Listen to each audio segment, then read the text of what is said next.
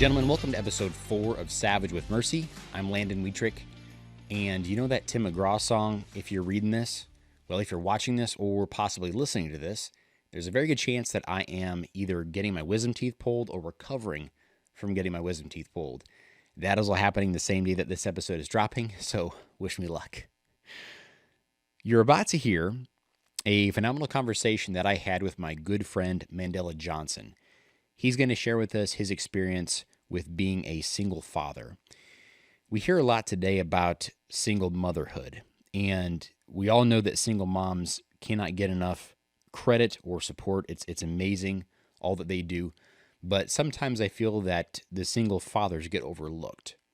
And I'm really grateful that Mandela was willing to be vulnerable, come on the show, and really share his perspective and how he navigates not only fatherhood, but of course, personal goals, professional goals, his work and everything. And it was really good for me. And I know you guys are going to gain a lot from this as well. Please share this episode with, of course, with anyone you think would appreciate it, but especially with any single fathers in your life. Hopefully this could be an encouragement to them. Of course, you can always find our show on Instagram at Savage with Mercy. And then of course on YouTube at Savage with Mercy as well. We're also on Rumble.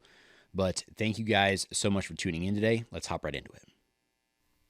We're just a year apart, right? You're born 1990? Yes. You're 91? Yeah, I'm 91. So I just remember I believe it was for your 30th birthday, you went out to Vegas, right? And you saw Conor McGregor fight. Is that right? Yeah. That was sick. I saw Conor McGregor and Dustin Poirier 3. Yeah. It's wild because I almost didn't even make it to that fight. The whole reason I went there was to see that fight. And it was several friends that just so happened to be there the same weekend, not for the reason I was there, but we all just so happened to sync and be there at the same time. And my cousin was there as well. And this is my cousin that his birthday is July 10th. Mine is July 11th. So our birthdays are a day apart. So it just fell on this weekend. So happened to be in Vegas same time, birthdays together. We went out to this, like a bunch of day parties and stuff in Vegas. And it was before that. It was on the Saturday of the fight. Went to a pool party, a day party, and rented a cabana and all that stuff, and just went hard. I got so plastered, I couldn't even. I barely made it back to the hotel. Had to recover, and then I wake up thinking I missed the fights. Oh no! Like no way, no. I was almost sick to getting re-sick thinking about that. I missed the fight. Yeah. Like, no, bro. It was like 6 o'clock. Like the prelims just finishing. The main card's about to start. Sean O'Malley actually opened up that card. Okay. I was like, I just threw my clothes on, took a shower real quick, ran over there. We stayed in the MGM, so thing was walking distance to T-Mobile Arena. Yeah. And thankfully made the fights and didn't drink anymore probably that trip. But and it's funny enough, I ran into Nate Diaz the Sunday after the next morning really? On the way to the pool. So that was a great weekend. Man. So let's talk about that Nate Diaz moment for a second. Like if I remember, did you get a picture of him? I feel like I saw maybe a picture of you two together. Yeah, I got a picture with him. Yeah. So we're walking through the MGM. I don't know if you've ever been in that hotel no. Vegas, but it's like a mall, man. It's insane. Like you go in there, there's obviously check-ins and then shopping centers and then the casino. And then you have the elevators to take you up to your rooms. But as you wrap around the casino, it's restaurants, store. It's a mall. It's huge. And to even get to the other amenities that are attached to MGM, you got to walk through this whole mall. So we're walking to just go to the pool on a Sunday after the fights and just chill, relax. And we're going through the hallway, and it's sick. They just have all the posters of all the events that they hosted there. So UFC cards and everything. And right before we get to the doors of the MGM Grand Pool, we see 3 guys walk out. And one of them had a white t-shirt, black shades, black fitted hat, like back, and walked through. I was like, that looks kind of like Nate Diaz. And then he like takes off his shades and then like takes off his hat. And I'm like, that's that's fucking Nate Diaz. And he sees me, see him.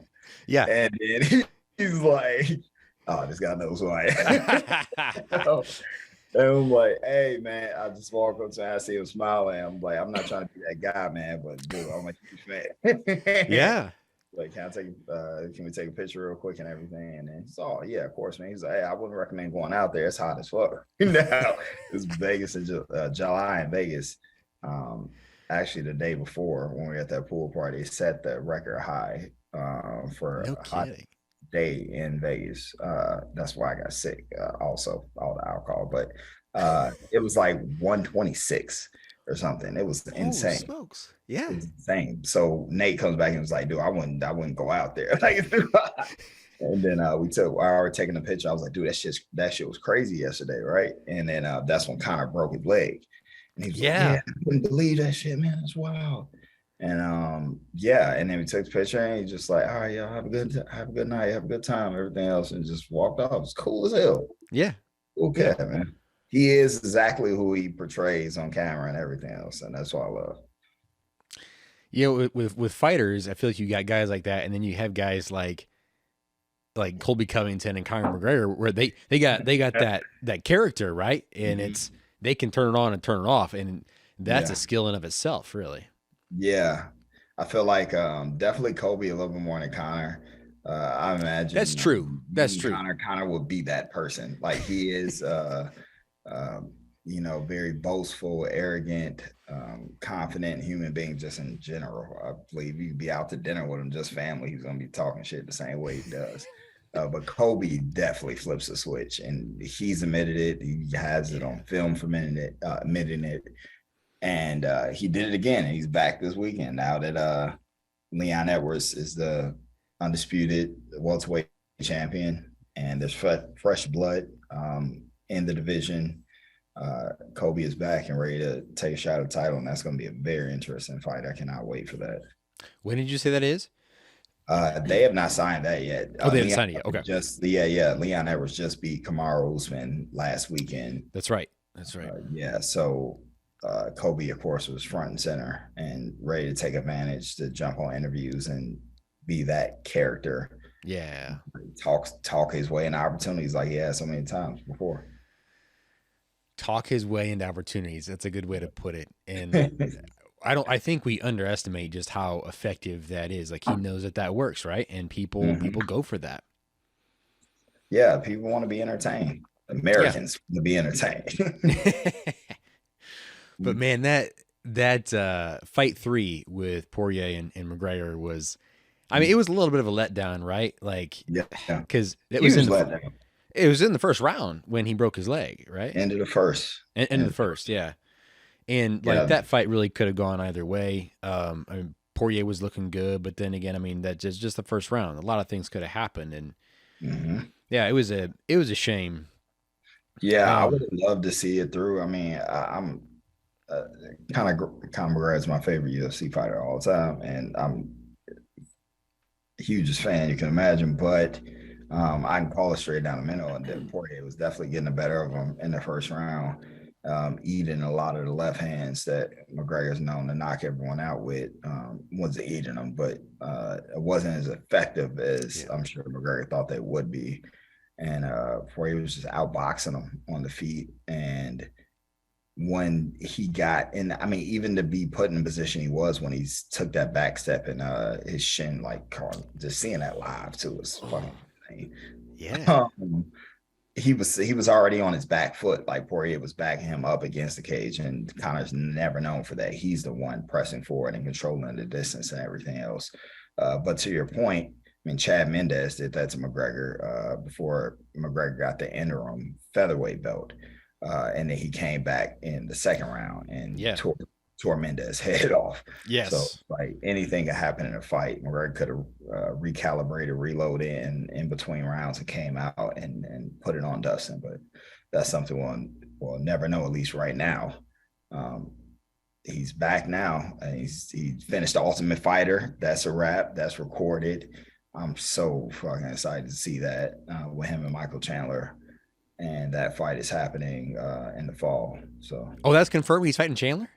Yeah, so they did the Ultimate Fighter together, and when the coaches do a Oh, season is that of how they do Fighter that? Okay. See, I together, didn't know yep, that. they always fight after. Yep, yep. Okay. But that the recording's done, and so the season is done. They're going to release it in July, I think.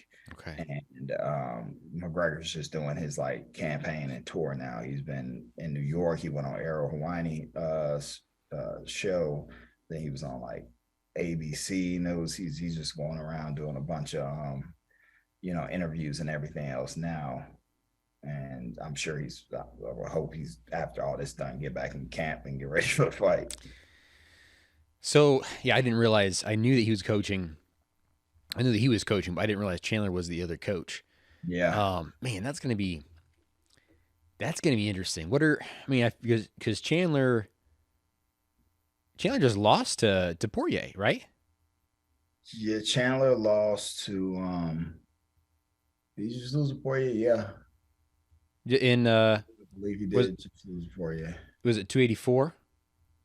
Yeah. Because it was I didn't see the fight. I just saw the 1-1. results. Yes, yeah. I remember it now. I'm confusing that with the Gaethje fight. But he actually put it on Poirier in I want to say like first round or second round. Either way, it was 1-1 going into the third. And then Chandler took like a sloppy shot. And Poirier took advantage of it. And I think he took his back right away or got him in a guillotine right away. But I remember him submitting them. Yeah, yeah. Yeah. So that was his last fight. He Okay. lost to Poirier in the third round. Now, what? I know Connor's put on so much weight. What weight class is he planning to fight Chandler in? They're going to fight 170. And Chandler's already agreed with that. He's on board with that. I don't know how he's gonna carry that way. I don't even think in Bellator or any other promotions he's fought 170. I know my experience as a wrestler and everything else, it always sounds good going up a weight class, not cutting the weight. Yeah, And he's performed in the gym at 170, but cutting that weight and then actually competing against lightweights versus McGregor has competed at 170 a few times, and he's definitely even put on more muscle since then. yeah, I don't know. There's definitely gonna be a size advantage from a size, reach, height, everything advantage for McGregor. yeah, yeah. That'll be an exciting fight for sure. Yeah, I don't even that doesn't even go to decision. I don't think there's no way that goes to Yeah, decision one way or another. yeah. Agreed. We can't talk about that fight number 3 with Poirier and McGregor without talking about the famous line. Well, Rogan was interviewing McGregor. Your wife is in the DMs. That's just hilarious. Oh my goodness. That was all over the internet. It was the funniest thing ever. Your wife is in me DMs. He's like, no matter what, I'm gonna get. Yes. Get like, you don't win, motherfucker. I'm gonna get the last word in. I don't care if we have to go in the parking lot. This is not over. Bro, you can't even stand up right now. Yeah. Oh man. Anyway, man, we could talk about fights all night long. Yeah. But yeah, so you and I, we've known each other since back 2013, 2014 ish, something like that. Yeah. Been a long time, and both of us became dads. Then. What's that? We both had hair back. Yes, yeah. Do you use a razor? What do you use to shave your head? Nah, I can't use a razor. Unfortunately, that would be a lot easier. I use like liners, like so clippers on the first, and then I have Andy's shavers. I don't know if you ever heard of those, but yeah. So I have to cut it low with the clippers, and then I go over it with shavers. But yeah, I thought it would be like more convenient than actually dealing with my hair and getting haircuts and appointments and all that. But now I'm just like find myself shaving my head every 2 days or something. Exactly. It's not as easy as you think. So I use you've probably seen ads for them. It's called the Skull Shaver, and it works great. Is It's that just that like circular thing? yes, yes, Oh, yeah. wow. It's not cheap. It's like $100. So there's different Yeah. models, but it works great, and You don't have the any like charge is a long time. breakouts, anything else like that? Like it No, doesn't. no, like no irritation. Wow. Super close shave, super close. Just Just get your head use wet. that. How often do you use it? I do it every day, Okay. and you could probably do every other. It doesn't do good. It's not very good once the stubble gets past a certain point. So you kind of got to stay on top of it. Hmm. It's best every day. Like I said, I could probably do every other, but no, extremely close, zero irritation whatsoever. Couldn't be happier with it. Makes it a lot just a quicker process as well. Yeah. And you just circle. You just go around and hit. How Yeah. long? How long do you think it's like? 5, 10 minutes, 15 minutes. Oh no, no more than 10. I would say it's probably like 7, 8 minutes max. Mm, that's great. Yeah, I'm definitely have to look into that because I Yeah. need something more efficient. It's a learning curve. You're like, man, how do I do this? Like, what's the best way? It seems so easy when you have hair. Like, oh, just cut my hair off. Yeah. No, it's not. Someone should have told me this. Before I got myself into this. Yeah. Um, but anyway, so my daughter was born 2019. She was born June 2019. And when was your daughter born? Um. Oh, December of 2019, right Okay. before COVID. Okay. So our girls are about 6 months apart then. Hmm. So, um, you've been a single dad now for what, roughly 6 months or so? Yeah. We split in September. Okay. Okay. Yeah. And you just I think one of the not too long before I reached out to you to see if you wanted to do this podcast together, it was like right around the time hmm you I want to say it was you posted a screenshot of her daycare reaching out to you and like, hey, can you arrange for someone to come pick her up early? She threw up, and you were like at work and all this, and like my heart just ached for you. I was just like, I can't imagine what that would be like to be Yeah. a one man show trying to make money, make a living, right? To really provide for my daughter. And then she's sick. I'm not there. She's with someone else. She's at daycare. Yeah. And I have to potentially arrange to leave work early. And I don't know. I know you live in Chicago, so who knows what that commute's like.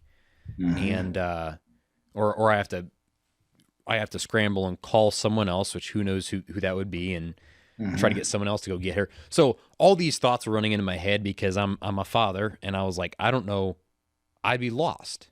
Yeah. Tell me about that a little bit, like that scenario. What kind of what does that look like? Yeah. So thankfully, I have communication with her mother, so we can see who is closest and who's available to Gary. It's funny you say that because I was just thinking about that, dropping her off like yesterday. She's coughing, and I'm like, and they probably gonna call me in a couple hours saying I gotta come get her or something. Thankfully it didn't, but yeah, I have that communication with her mother, who's closest who can get her. But at the same time, by default, if she's with me, then I would most like with me in that week or that time frame that I have her, it will fall on me to kind of get her. And I'm so grateful and blessed in the position I've been in with my company, that I have that grace of understanding of anything about my daughter. It's just like they gonna handle it, unless I'm literally in the middle of facilitating a course or um, on a webinar or whatever the situation may be. If I can move and get there and I have the notice, I have the freedom to do that. So it's been a blessing doing that. It's funny you mentioned the commute. Um, right now, I'm still somewhat close to where her daycare is, where my old house was. About 10, 15 minutes is not bad, but I'm going to be actually moving next week and Mm, am moving closer to the city. So now I am tackling a way heavier burden and a challenge that I'm ready to ready to overcome, ready to deal with in the terms of being on the west side of Chicago and getting my daughter out to a daycare in Plainfield, Illinois, a southern suburb. So we're looking at, like, I don't know, 40, 45 minutes. And it's funny because I have to drive past one of my offices on the way to her daycare. Oh So wow, okay. we're talking, I mapped it out mentally. Just we're talking, drive out, um, drop. I mean, then I don't want to go too much off on a tangent. I want to keep us on track, but just to commute in general, that's forthcoming is going to be another challenge. But as far as your main question, how do we handle like unexpected events like that? We just have to be ready, and I'm grateful that I have the flexibility with the organization I'm with.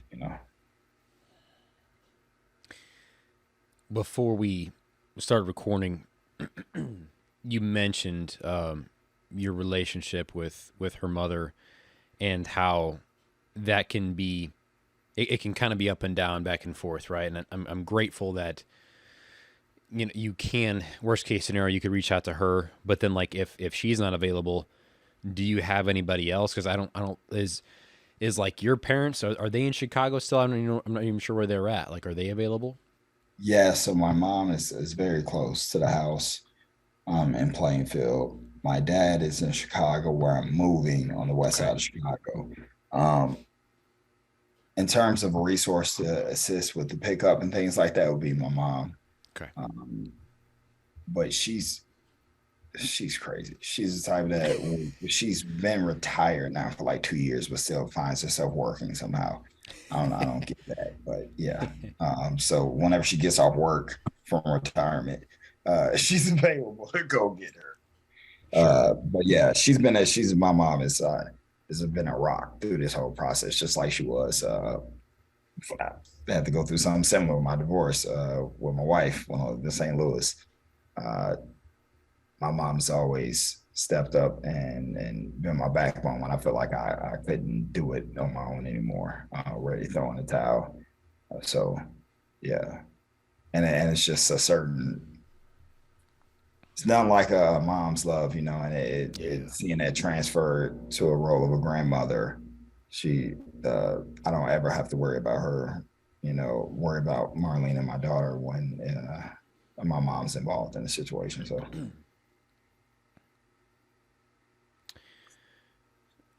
You're continuously positive, like just what I see of you on try to social be. and your messages and everything, and I've always been inspired by that. I've been impressed by that, and I know that you're going through a lot. You've been through a lot. Where does that come from? Just that attitude. I know you just said you got to be, but like where does that come from? Where did you learn that, or where, like, did it come from your mom or dad, or was this something that you learned from peers? I don't know. It's a good question. I never really self-reflected on that. Didn't come from my parents. I would say my parents were more pessimistic than anything. Okay. I would say I prepare for the worst because of my parents, which is Mm, a good trait, a good quality to have as well in life. But man, that positivity, I just gravitate towards it because maybe I've been influenced by different individuals throughout my life that I knew were going through things. And I would see how they are on social media or before social media was a thing. yeah. And Yeah. I knew they were going through things, but they were always positive. They were always making it happen. Um, hell, I mean, guys I wrestled with in college, like they, I, they're my brothers, and I know them personally. I know different things they're going through personally, but they will always show up to practice. They will always perform. These are all Americans, national champions. People making the dean's list. They're handling all their business as it pertains to their day in and day out operations, but they could be in hell in their personal lives. And I always looked at individuals like that in my life and said, hey, so and so can do that. You're all right, And one thing I will always say is I have these little reminders in my head of like it could always be worse.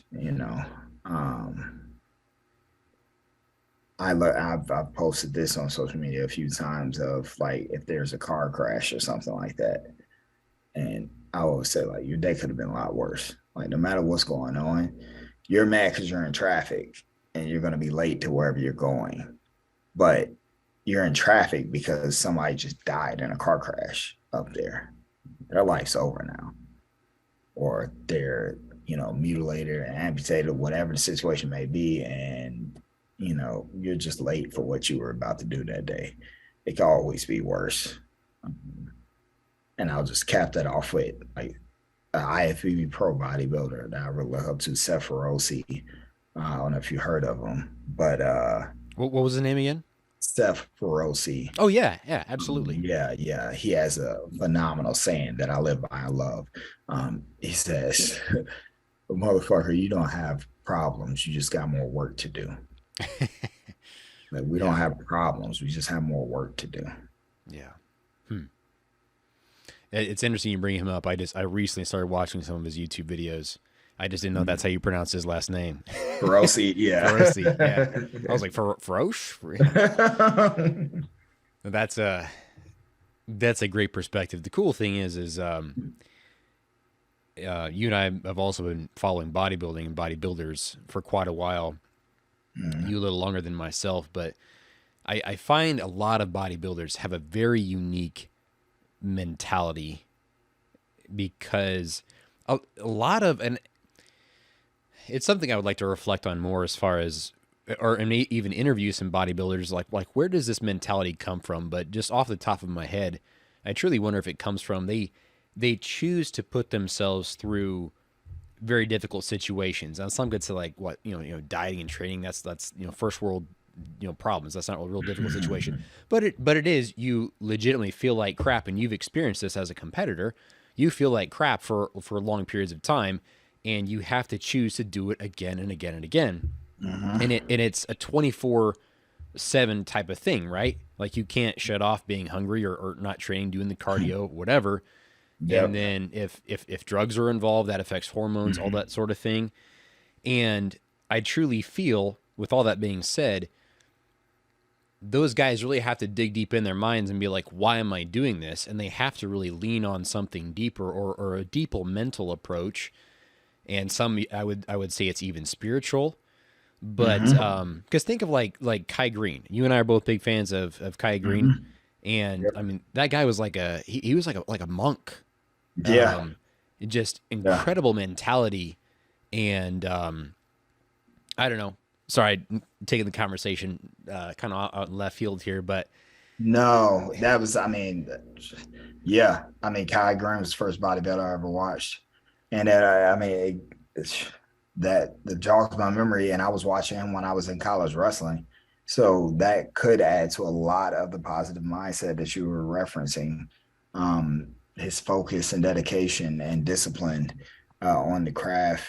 It really humbles you and makes you realize what's important, what's priority in your life. And I feel like that's something that you have to be able to do, a quality you have to have to be to wrap it all the way back around, be a parent. You have to be able to prioritize. You have to be able to unfortunately at times compartmentalize and just put your child first. So would you say your experience as a bodybuilder, prepping everything, I mean, that developed, and forgive me, I don't want to necessarily put words in your mouth, but would you say like that helped kind of develop the mindset and the discipline that you now use to go through these challenges with being a single father? I would say I have to be that would be in conjunction or even supplemental to wrestling. Like being a wrestler my whole life is what ingrain that fortitude and that grit and that grind in me. To it doesn't matter if I didn't sleep. It doesn't matter if I don't feel the best. I'm gonna get up at a certain time, and I won't go to bed until a certain time because I have to do what I have to do uh, to be effective and efficient in that day. So the wrestling set that foundation for me because I never missed. I've probably hundreds, literally hundreds of weigh-ins in my life. I've never missed weight, and that's something I can take pride in because shit's hard. It's not easy. I've Yeah. put 20 pounds in a week sometimes, and I think it was that discipline of having that line in the sand of like, this is where I draw a line. Like this is something I stand on. That there's no negotiation, and I'm going to do this no matter what. So that I would say established that kind of mindset of discipline, and then the bodybuilding supplemented it to another degree. Because with wrestling, I had to just work hard, and it was more so sprints, working hard in burst. I would have to cut 20 pounds in a week because maybe I had a fun weekend the prior weekend, Yeah. and I fucking ate a bunch of food and shit after a tournament or something. So I kind of did it to myself. So now I got to work that off. Whereas with I had that, okay, so I had that hard work and that grit mentality from wrestling, but then with bodybuilding, like you said, it's 24/7. So there was no light switch and it wasn't a sprint, it was a marathon. So it's like, this isn't slowing down anytime. So this isn't stopping. This is not, I have to stick to this diet 24. So whether I'm hungry, whether I'm out at a family event, a function, no matter what's going on in my life, I have to stay disciplined and strict to this. So it was applying that same grit and grind mentality I had in wrestling and extending it across a longer period of time, getting ready for bodybuilding shows. Um, so the conjunction of all that, to answer your question, leads me into being an effective father day in and day out, because I can go through it, and I'm sure we will go through like what a typical day looks like. And that's I think about a typical day, and it's definitely those qualities that get me through Yeah, actually, that was gonna be my next question. Like, what? it. Because I don't know. Like, what does like a typical day look like, and like how often do you have your daughter and everything like that? What does all that look like? Yeah. Well, right now we split time 50-50, which I'm proud of. I take pride in that because I know a lot of single fathers don't do that, or split households, or however you want to refer to it. Sure. And so I take pride in that. And then also the fact that um, her mother probably thought I wouldn't do that. Okay. I wouldn't, at the end of the day, like, I just want time with my daughter. Yeah. So um, I'm going to make it happen, rain, sleet, or snow. And I would rather her get to the point where she says, I want to spend more time with her, or I want to take her on this time, than having to pawn her off on me. Yes. That would never be the case. I even get anxiety, and I hate the thought of my daughter even with a babysitter, Yeah. because at the end of the day, I'll just say, like, we have we split time 50-50, but I never get a babysitter for my daughter. And I'll just leave it at that, of Sure. saying that, like, when I have her, I have her. Yep. And I have that's what, if it's my time with her, that's my time with her. That's not her time with anyone else but me. She's already at the daycare throughout the day. Um, she needs to be with her parents. So um, that's what that looks like in terms of how often I have her 50-50. I mean, shit, April's schedule Probably can't see it on camera. But all the purple lines, Yeah. that's all through April when I have her. Okay. So Okay. 16 days, Yeah. Whew. April. Yeah. So you're right at 50% there. Yep. And also I take care of a lot of things financially. I'll leave it at that too. Yeah. So uh that's in terms of how often I have her. And when I do have her, life still goes on. Uh, I pride myself on functioning, on being fully operational when I have her. So when I don't have her, it's a luxury and I can excel that much further. Yep. So the grind doesn't stop. When I have her, I wake up at 5:20 a.m. I need to get myself ready. I need to make sure meals are prepped, eat breakfast, whatever I need to do for myself before she wakes up. And then she wakes up and I have to feed her and all of this, feed her, dress her, do her hair, which doing a mixed girl's hair is atrocious. And that is kudos I will always give her mother because she works on her hair and does her hair. And I texted her the other night and I was like, I give you all the respect for this shit because as soon as I touch her hair, she freaks out. But I can't have her going to daycare looking like a bum. So do her hair, feed her, change her clothes, all that. In conjunction with getting myself ready. And we need to be out the door by like 6:05. And then I have about a 15-minute drive to the daycare, going the opposite direction from my work. So I go back south, back towards my house, and drop her off at the daycare. And then I go to LA Fitness, which is right next to the daycare. Make the LA Fitness ideally by 6:30 a.m. I try to bust out like an hour session, maybe 45 minutes to an hour session, shower, and then head back north to my job and be there by 8 a.m. Wow. And then I work 8 to 5. That's just bare minimum, you know. Yeah. Ideally, I always try to work a little bit after 5, depending on what projects and content creation is going on. And daycare closes at 6. So then I need to be back 30 minutes back south. So bare minimum, I can leave 5:30 p.m. to be at daycare at 6 when they're closing down. Then I got to sit with the feeling of I'm that parent picking up the last kid at daycare. Yeah. And then we go home and spend time with her.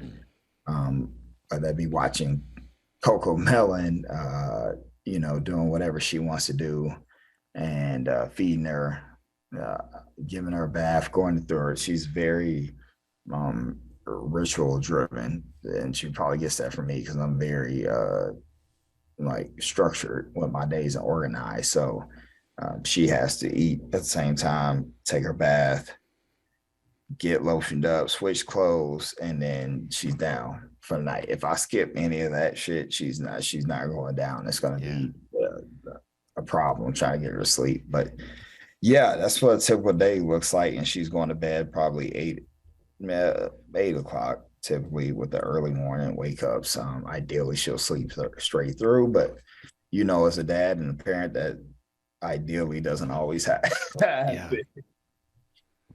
I mean, and these past 2 days, I've woken up for whatever reason at midnight and haven't been back to sleep till like 3. So I'm running off a couple hours of sleep from the past couple nights. But I need to get this podcast done. I need to get on here with you, man, and get it done. So I'm glad I made it here. I appreciate that, brother. Really, that's because I have those nights too. We wake up for whatever reason. It's this the cares of life are on your mind, or we're working on training my son to put himself to sleep, and that's been a real challenge. And the last couple of months have been pretty rough, but we're hoping we're turning the corner here with getting to put himself to sleep. But yeah, that's good. That's good. Man, sleep deprivation it's one of the worst forms of torture. And as a parent, that's like Yeah, yeah. Like deprivation on top of like you also gotta go make money. You gotta take care of these kids, and again, just it's just so admirable hearing you talk about like your routine and your structure, and because it would be so easy because it's like it's just you and her, right? There's no one really else. I mean, maybe her mother wouldn't be too happy if something got overlooked, but like Hmm. there's really no one keeping you holding you accountable. It's really just yourself and your own integrity to like you said, Yeah. make sure the little things like getting her all lotioned up and doing her Mhm. hair and all that sort of thing, and dressing her well, and how many 32-year-old dads know how to do their Mhm. daughter's hair and dress her and all that sort of things. These Yeah. things you got to kind of figure out on your own. Yeah. Yeah. Um, it's it's interesting. It's just an interesting part of life, a phase I find myself in, but uh I'm enjoying every bit of it. At the end of the day, last night, as tired and beat down as I was, I know it was my last night with her. Mm. So the next time I get her, and I knew she wasn't sleeping well, and I just got her up and let her lay with me for a little bit, and just enjoyed that time. And it's just different connection, as you know, as a father. Like you just feel it's like you have those moments. It could be one moment, some moments where you're just like, dude, you're fucking spawn of Satan. Like, what the hell is going on? And then other moments where it's just like, dude, you're a mini me. Like I created you. I took part. I was a piece of creating you, and yeah, it's it's a beautiful thing, and it makes all that other shit go away. It really minimizes all the other BS and drama and stress that you go through, because they're all worth it at the end of the day. I don't need to like diminish anyone or take away from what anyone has done, or like all the other shit is just noise.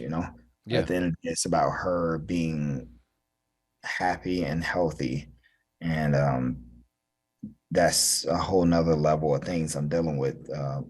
Her right now being 3 years old, and we need to really just focus on her health and development right now.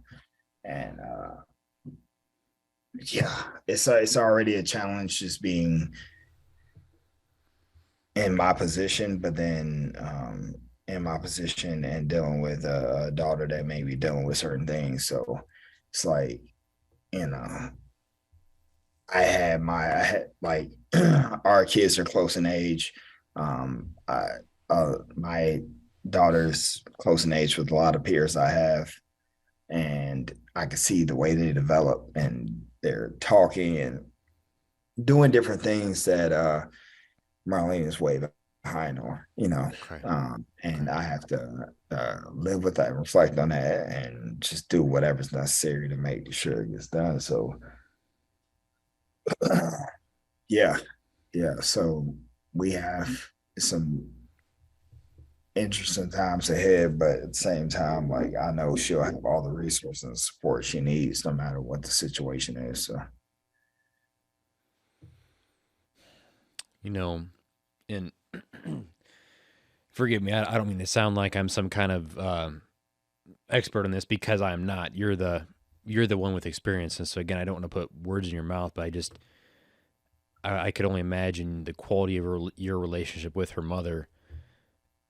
You it just that plays a huge role in how you're gonna proceed and what the future is gonna look like as far as making sure that she's taken care of to the best case possible. mm-hmm. Yeah, it has to. We have to set all BS aside, all drama aside, Mm-hmm. and focus on her. And when we do that, I would say we're good. I can trust her as a co-parent. All that other shit is a different story for a different day. But Sure. yeah, as a mom, I have faith in her, and I trust her, and I believe she feels the same for me as a father. And but life goes on. I have a lot of great things going on in my life, and that's kind of where that the overlap happens. Of I have my uh, we're going into this next month, and I'm going to have my daughter 16 days out of that month. I still have to continue on my life as well. I have another individual in my life now that means a lot to me, and like, where do you start introducing someone else into your life and overlap that phase of your life?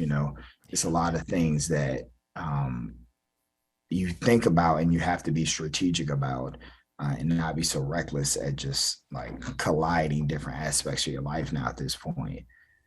Whereas before, everything was just a flow, everything was just together, it was congruent. But now it's like I have work, I have my own personal health and fitness, I have my being a father, and now I have being, a significant other to someone. So it's like you balance all these things and try to just make it all happen. But at the same time, you don't want to take away from one or the other. And yeah, so the April is going to be a very interesting month. I would love to run a podcast back with you in May. Yeah. See how that went. Yeah. Yeah. Cause Yeah. it's like you got plates that are spinning, and like you said, you don't Mm-hmm. want any of those plates to fall. Mm-hmm. Yeah. That's a I great way to was put it. that was actually one of the questions that I had written. I was going to ask you about was like, has that affected how you've approached new relationships? But it's, you kind of touched on it already. It's just, it's something that you really have to be strategic with, right? And like introducing someone else into Marlena's Mhm. life. Yeah. And it's wild because I was so hesitant about it at first, and as I I'm should sure, be. yeah. Yeah. And but at the same time, it's like that also is one of the boxes you need to check if you want to be serious about someone. Hmm. Uh, if How long do you wait to introduce someone to your child, um, before you find out if that dynamic works or not? You want to be respectful, and then want to wait and wait and wait, but then a year passes and the dynamic isn't there and it doesn't work when they finally meet your child. Well, you just wasted a year of your life, then you because I mean, that's kind of a deal breaker. Yeah. So I feel like the second this is a person that you're serious with and they check all the boxes, as it pertains between you two, and all the other dynamics in your life, as far as work and your personal goals, and then you take that extra step because, yeah, 3 4 months in, I mean, you should be ready for that because you're going to find out real quick whether you should this person isn't a fit or is a fit. For sure. For sure. And it's a healthy, in my opinion, it's a healthy age because it's not like my dog's Yeah. 30, man. Like our kids, like are at an age where they're not gonna like recollect or remember that much like about this person. Where they're like 7, 8, 9, 10, like they start Yeah. forming relationships and things like that. But yeah. No, I see what you mean. Is it difficult? And I know you we're kind of talking like yes, she's only 3 and so forth, um but still she's at the age where you're teaching her right and wrong, right? Like yes and no, Mhm. and all that sort of thing. Is it difficult doing that type of, teaching, training, whatever you want to call it, when 50% of the time she's at someone else's house, Mhm. and I'm not saying they're not doing a good job, but you just don't know if the training is being continued there. Yeah. Speak on that a little bit. Yeah, and that's where the continued communication Mm, has to be there, and the more that that other party and yourself segregate, personal issues and emotional issues, and just focus on being parents, the smoother that process goes. So it does take time, and I mean, we're still on the back end of that, of like separating personal shit from just being a parent. Um, like as long as I know, there's no world in my mind. I'm some single fathers, single moms are like this. Um, there's no world, there's no scenario in my mind where I don't know where my daughter is right now. Yeah. I am in Appleton, Wisconsin right now. I'm north as fuck. Like and uh I still know exactly where my daughter is and who's watching her right now. And it's not her mom, but I know exactly who's watching her, who's with her right now, and everything else. Um, because of communication. So therefore, also I know who's watching her and where she's at, what she's doing. That also plays into the aspect of principles being reinforced and everything else. I don't know. Yeah, that just plays in a constant communication, reinforcing principles, morals. I don't feel like there's anything too far off base that would like be drastically different in one household from another. Good.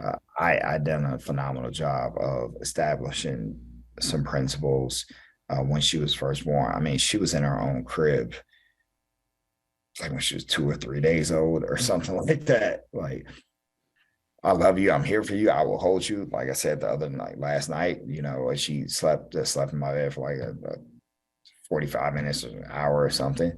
But the ritual and the routine is you are getting what you need, your bedtime ritual, everything else, and you're going to your bed or your crib.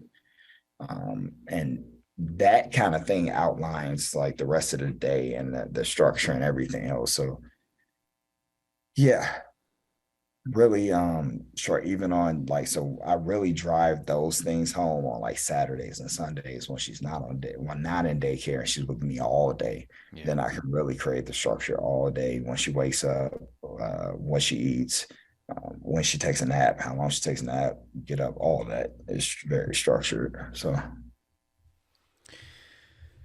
Man, I just want to tell you, this is really it's convicting to me just hearing what you're saying, and it's really inspiring. I want to just commend you for this because again, I go through challenges as a father, but I have a wife to help me, and yeah, it's a I beautiful just thing, man. but just it's hearing you talk about this because I have my bad days, and I have my days where my wife has to pick up my slack, Mhm. and she's really good at that, and like you can't afford to do that, right? You can't afford to have bad days, right? Yeah, And no. I would say more so I can't afford to show them. sure, Um, sure, I have them, but you know, again, referencing the bodybuilder Seth Rousey, yeah, I gotta send you his one of his truck rant videos okay, after this. But please he's do. talking about just being the best motherfucker you can be and being the best version of yourself for that moment. So it's like when you wake up in the morning, you go to the gym, you're being the best bodybuilder you can be. You need to put all your effort and focus in that moment. And then when you are dropping your daughter off to school, you need to be the best father you can be because they're going to remember that. They're going to remember whether it's a 10, 15-minute car ride or whatever else, they're going to remember that the whole time. Whether you're bitching and moaning or blasting music or playing this or that, like they're going to remember all those moments instead of maybe turn around and have a fun conversation with your kid when it's a 10, 15-minute ride. And you drop them off, and then you got to go to work, and then you need to be the best fucking employee you can be, you can be best owner, you can be best whatever you need to be in that moment. You just allocate yourself to the role that you're in that moment, 1,000%, and take it moment by moment. And that's something I take 100% fault on because that was a characteristic and a trait I lacked in my Mm, previous relationship. I would drag shit from work back home with me, okay, and I wouldn't. All it took, and anyone listening to this, I would pray that you know take this to heart. Of all it takes is you pulling that driveway and stopping, turn off your phone, turn your mind down, take a few deep breaths, inhale, exhale, and focus on turn on that switch and being a spouse and being a father. Like, work is done. It's just done. Flip the switch. When I walk in the door, they don't need to hear about any of that shit. They don't need to experience it or feel it vibrate off of you. Like, you're a father now, you're a dad now, you're a husband now. Like, you're that person now. And you need to be 1,000% there. And you worry about all the shit you left at the door when you go back out it the next morning. So, I love it, man. Just it's about what you're saying is just really be intentional with every individual moment. Like, be present. You're here, mm-hmm. be here, both mentally and physically. You're there, be there mentally and physically, and that's something that I need to remember. Something I need to do better with. Yeah, it's not easy. It's not easy. Oh I'm no. still working on it. And that's when we had this schedule a couple weeks back or whatever. And I told you, I know I'm not going to be my best self. Yeah, that's right. Yeah. And I'm like, I need to be in the moment and speak to the subject from my heart and be present, not be torn through different things I'm going through at the time or whatever situation may be.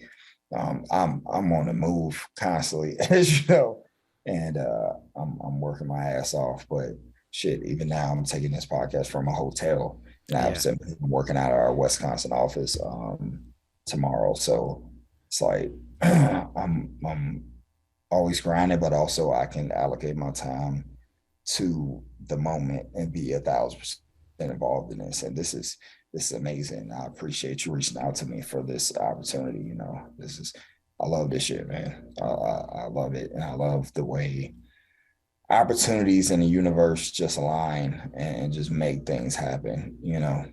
So. Mandela, do you just with the experience that you've had up until now, how should I say this? Becoming a father and then experiencing the challenges that you have gone through, does it make it, and this is a deep question, I hope a very personal question, I hope it's okay I ask this, but No, you're good. Does it make it difficult considering having a child with someone else in the future, having just more children in general? No, it's not a deep question. Oh, I thought you were gonna ask something else. Well, well, I'll just say it directly. I mean, the person I'm speaking with now, that obviously I'm serious enough with now to introduce them to my daughter. I mean, she's younger than me, I'll say, and,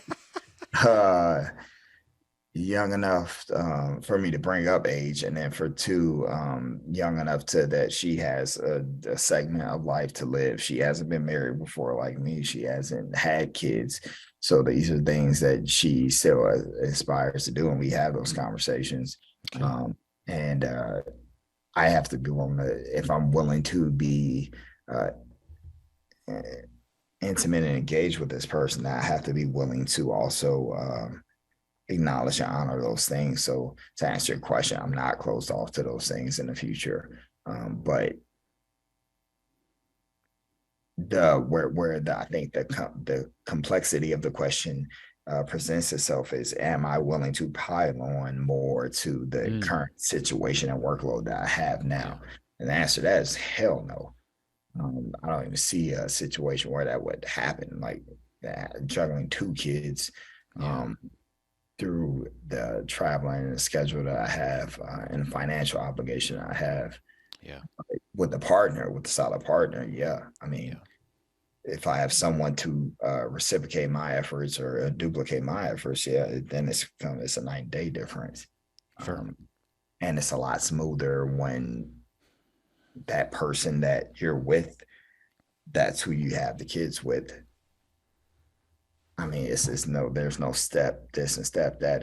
At that point, everyone's is just a family, and make it happen. So to answer your question, I am open to have. I want to have a son, honestly. I want to have a son. So, I don't know how or when that will happen, but yeah.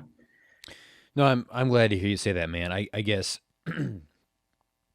I would imagine there are some guys out there that were just like, man, like this was not a negative experience, but just this was just so much. And it's just like, man, like, I don't know if I could do it again or if it's worth it again. I'm thinking of, I can think of at least one guy that I know had a child with someone, and it's been like a decade, and that's still their only child. They've been in relationships since then, and I can only imagine that would be a very it could be not damaging, but it just could really kind of like, man, like I just don't know if I want to take on that challenge again. It could kind of give you cold feet a little bit.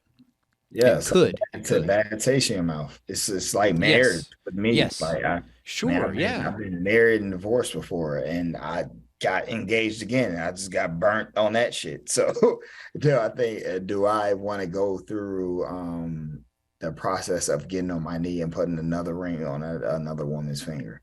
Would be blunt about it. Yeah, I mean that shit sucks. I mean, at this point, I associate that with failure. I associate that with this is literally a precursor to shit not going to end well, because it's already happened twice to me in my life now, and I don't even know what statistical category I'm in. But yeah, never in my life would I imagine I would be on number 3. Like, granted, now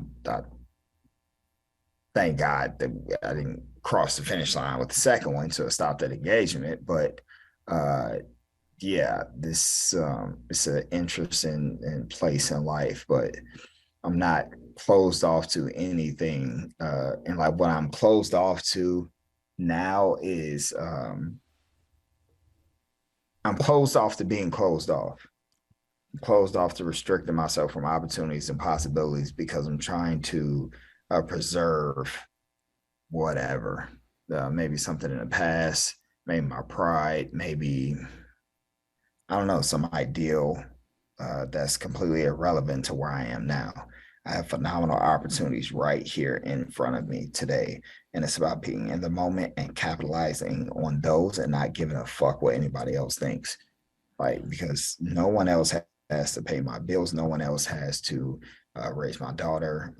When I'm raising her, no one else has to be Mandela Johnson but me. So at the end of the day, I am terrified of dying and having so much regret and missing out on so many opportunities and beautiful moments because I was worried about what the next motherfucker thinks, you know? Yeah.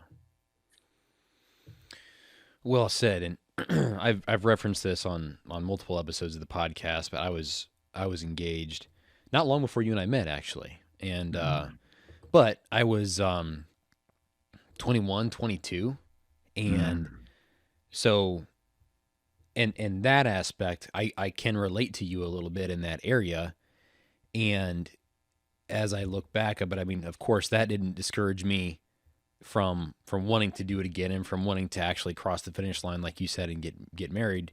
But like for me, and I spoke on this in just a couple episodes ago, from like the time span of when like my relationship and my engagement ended when I was 22 to when I got married at I think I was almost 27. So when I actually got, so it was, you know, we're talking like 5 years later when by the time like I met my wife and we got married, and I was a completely different man, Mandela, like night and day difference. And so like what I'm getting at is, and I'm sure you can attest to this, it's like, while yes, there was a negative experience in the past surrounding a relationship or marriage or engagement, whatever we want to call it. But it's like, you can't really hold yourself back because of someone that you used to be. Like, I guess I was a completely different person when I found my wife, and of course she was a completely different person too than the person that I was with prior. And we're talking something that's completely new. And I think, going back to what you're saying, if you truly close yourself off to options, you are closing yourself off to opportunities where you could be very much ready for this now, ready for what's supposed to be, and you're really selling yourself short and missing out on opportunity because, and you could say, like you said, is it pride? Is it fear? Why are you holding yourself back from this? But that's just not healthy. No. You're selling yourself short. Yeah, and at the end of the day, you're the one who has to live with it. Yeah. Like you have to suffer the consequences of non-action. Yeah. And yeah, I've done that enough, so that's one thing I say moving forward that I will not do. And I am closed off to. But as far as marriage and more children and all that, well, let's just say another child. Say more children, Sure. but another child, no, not at all. I mean, Yeah. I just need to preserve myself. I need to preserve my body, like I've been doing, stay healthy, preserve my mind, preserve my soul, and just be ready from the opportunities when they present themselves. Yeah. As we kind of wrap things up here, we hear a lot in our culture about single moms, and rightfully Mhm. so. Supporting single moms and being there for them. But Manny, Mhm. do you feel that single dads are overlooked a little bit from a Yeah, cultural perspective? fuck yeah. Okay. In my opinion, and I don't know if we can curse on here, so my No, bad. you're good. You're good. um, yeah, I mean, it's single moms are praised, rightfully so, as you said. And I was Exactly. Yeah. raised by a single mom. But my dad was in my life. He was a provider. He was present. And as it stands today, I'm in my daughter's life physically more than my dad was in my life. And I don't see that changing anytime soon. Um,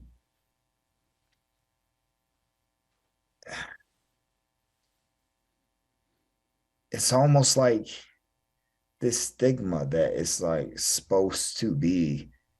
I, it's like this weird situation, right, where single moms are praised a lot, but then they're also expected to do a lot. They're Hmm. expected to be the liaison in the household and have the kids all the time. But the single dad isn't expected to do a lot, but when he does something, it should be praised and honored, but also it's not that much. Like I look at what I do, it is great, and I do appreciate your kudos to me on that. But I also look at it as like there's no other option. Like what other option is there for me than not to spend that time with my daughter and have my daughter? I always said that like there's no force on earth that's gonna keep me from my fucking kid. Like I don't care what you want to do. You can try to take me to court. You can try to do X, Y, Z, all these things, but it's not going to work out in your favor because there's nothing going to keep me from my child. So to your point of are do single fathers get the respect that they deserve and shine they deserve? Um, for one, I believe it just needs to be taken more. It needs to be we're a minority in ourselves and we make ourselves a minority. The fact that like we give that right up Hmm. to we let them, take the burden and take it all that. Whereas like I'm all against going against stigmas and raging against the machine. I don't give a fuck. At the end of the day, if I have to take majority custody of my daughter, I will. Like and that's a whole stigma in itself. Like it's viewed as like, oh, it should be automatically granted to the mother. Well, if I make more money and I have a more stable household and I can provide a more stable life for it, then who do you think she should go with? Like Yeah. at the end of the day, that's reality. I don't give a fuck about a stigma or the way things typically go. Um, and that's what it is. And I would say that all fathers out there should have that mentality, and especially single fathers. Like don't fucking conform to the norms of like, oh, the mom should have the more, the mom should be taking this and that. Like, no, we're both fucking parents. The only thing the mother, women are amazing beings and creatures, and I have that much more appreciation for them because I was raised by my mom. The burden they face is in the creation process and carrying that child for 9 months and then breastfeeding if they choose to and going through all that process. And I commend them and have so much respect for them. That shit is phenomenal. And no men can go through that shit. But after then, there's no reason why you can't do and provide and be that same entity for them in their lives after pregnancy and childbirth and initial after a year. You know, you should be equally involved in that child's life. So, yeah, that was my rant or tangent on that. I love it. No, Yeah. I love it. With all that said, we've touched on a lot of different areas here, but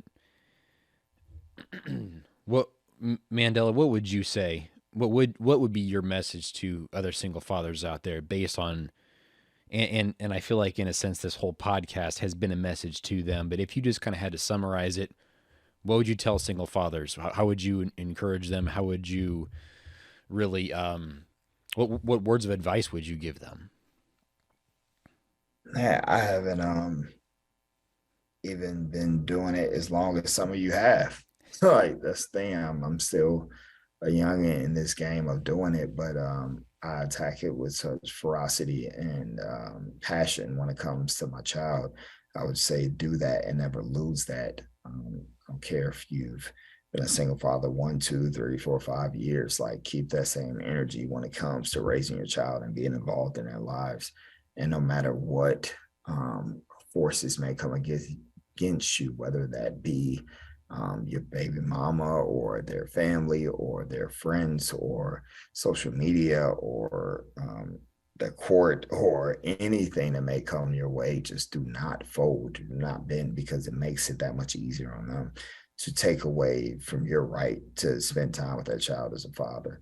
Like you need to be involved in their lives. Like at the end of the day, God gave you a mother and a father for a reason. They don't necessarily have to be together, but you have both. Like they don't have to be together, but you have both for a reason. And there's a reason why you have young men out here beating on women and doing atrocious things because they didn't have a disciplinary figure. They didn't have an alpha in their lives from day one to take care of them and guide them and discipline them the way they need to.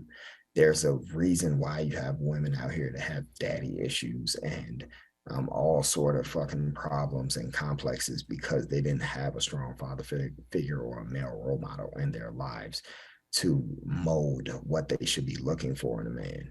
Like you need to be there to prevent all that shit, not try to pick up the pieces after the shit is already broke. So again, another long drawn out message to get to the point of what a single father should be doing, you know. Thank you, man. That was great. That was phenomenal. Hey, I didn't really have anything. I didn't really have anything else. Was there anything I didn't ask you that I should have asked you?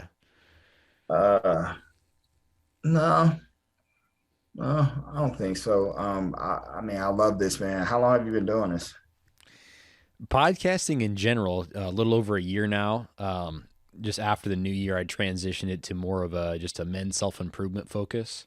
Mm-hmm. So yeah, this is going to be just like the fourth episode for more of the men specific content. So not very long with this stuff.